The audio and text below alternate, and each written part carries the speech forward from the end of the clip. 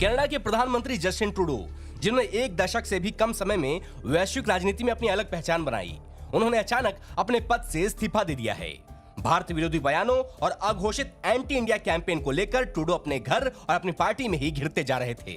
इस्तीफे के पीछे कई घरेलू और अंतर्राष्ट्रीय कारण हो सकते हैं, लेकिन भारत और कनाडा के बीच हाल में बड़ा तनाव और खालिस्तान विवाद ने इसमें बड़ी भूमिका निभाई। साथ ही कनाडा की सत्ताधारी लिबरल पार्टी के कई नेता सार्वजनिक तौर पर खुलकर उनके खिलाफ बयान दे रहे थे।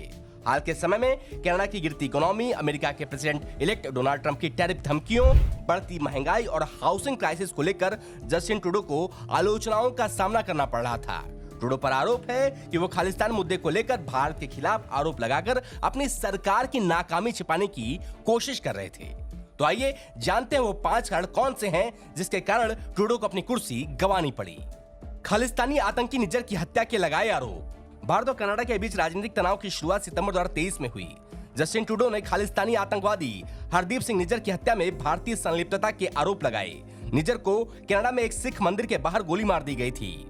भारत ने इन आरोपों को सिरे से खारिज करते हुए कनाडा से सबूत मांगे, लेकिन ट्रूडो सरकार ने बार-बार मांगने के बाद भी कोई सबूत नहीं दिए। इसके बाद से नई दिल्ली और ओटावा के बीच तनाव बढ़ता ही रहा।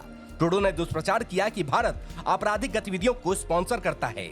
उनके इस दावे की घरेलू और अंतर्राष्ट्रीय स्तर पर तीखी आलोचना हुई। खालिस्तानी समर्थकों की गतिविधियों में वृद्धि। ट्रूडो सरकार में खालिस्तानी समर्थकों को खूब बढ़ावा मिला।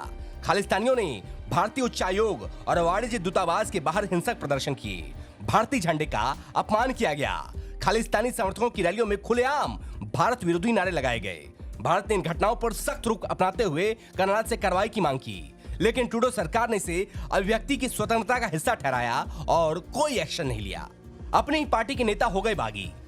जस्टिन ट्रूडो की नीतियों ने उनकी अपनी पार्टी के नेताओं को बगावत करने पर मजबूर कर दिया। 2024 के अंतिम महीनों में ट्रूडो के मंत्रिमंडल में इस्तीफों की लहर छा गई। 19 सितंबर 2024 को परिवहन मंत्री पाब्लो ने इस्तीफा दे दिया। 20 नवंबर 2024 को अल्बर्टा के सांसद रैंडी ने इस्तीफा दिया। 15 दिसंबर 2024 को आवास मंत्री सिन फ्रेजर ने इस्तीफा दिया। हद तो तब हो गई जब 16 दिसंबर 2024 को क्रिस्टिया फ्रीलैंड ने उप प्रधानमंत्री और वित्त मंत्री के पद से इस्तीफा दे दिया। एक के बाद एक लगी इस्तीफों की झड़ी ने ट्रूडो पर दबाव बना दिया। बढ़ती महंगाई, फेल हुई अर्थव्यवस्था। कनाडा में एक तरफ लगातार महंगाई बढ़ रही है तो वहीं दूसरी तरफ बेरोजगारी भी पैर पसार रही है। ट्रूडो की लिबरल पार्टी के खिलाफ कंजर्वेटिव पार्टी ने इसे बड़ा मुद्दा बनाया। कनाडा में कोविड के बाद बेरोजगारी दर लगभग 6.5% तक बढ़ गई है। कनाडा में घरों की कीमत लगातार बढ़ती जा रही है, जिसने आम लोगों को ट्रूडो के खिलाफ खड़ा कर दिया है। पिछले साल दिसंबर महीने में लिबरल पार्टी में ट्रूडो के खिलाफ विद्रोह जैसी स्थिति देखने को मिली थी।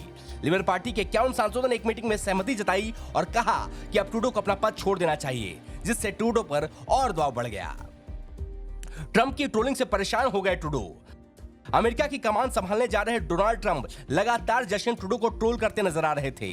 अमेरिका का राष्ट्रपति चुनाव जीतने के बाद ट्रंप ने ट्रूडो को अमेरिका के 51वें राज्य का गवर्नर कहकर संबोधित किया। ट्रंप के बयान का सीधा मतलब था कि वो कनाडा को अमेरिका के 51वां राज्य मानते हैं। इतना ही नहीं, जब ट्रूडो अमेरिका में ट्रंप से मिलने पहुंचे तो ट्रंप ने मुलाकात की फोटो शेयर की थी और इसमें भी ट्रूडो को अमेरिका राज्य कनाडा का गवर्नर बताया था। ट्रंप के बयानों से कनाडा के अंदर ट्रूडो की बड़ी फजीहत हो रही थी। इसके अलावा ट्रंप ने कनाडा पर 25% टैरिफ लगाने की भी धमकी दे दी थी। आपको बता दें, कनाडाई संसद का सत्र 27 जनवरी से शुरू होना था, लेकिन ट्रूडो ने अपने इस्तीफे के साथ ही इस पर फिलहाल के लिए फुल स्टॉप लगा दिया है। ट्रूडो ने कहा कि अब कनाडाई संसद का सेशन मार्च में होगा। लिबरल पार्टी पहले से अल्पमत में है। ऐसे में संसद का सेशन शुरू होते ही लिबरल पार्टी को विश्वास मत का सामना करना पड़ सकता है। मौजूदा राजनीतिक हालात को देखते हुए बहुत साफ है कि लिबरल पार्टी को बाकी पार्टियों का सपोर्ट नहीं मिलेगा। ऐसे में वो विश्वास मत हार जाएगी। ऐसे में कनाडा में नई पार्टी की सरकार बननी तय है, तो वहीं जस्टिन ट्रूडो का इस्तीफा भारत और कनाडा के बीच बिगड़ते रिश्तों को सुधारने का एक मौका हो सकता है। भारत सरकार ने संकेत दिए हैं कि अगर कनाडा नई सरकार के तहत खालिस्तान समर्थकों पर कार्रवाई करती है तो दोनों देशों के संबंध फिर से पटरी पर आ सकते हैं। Report state mirror Hindi.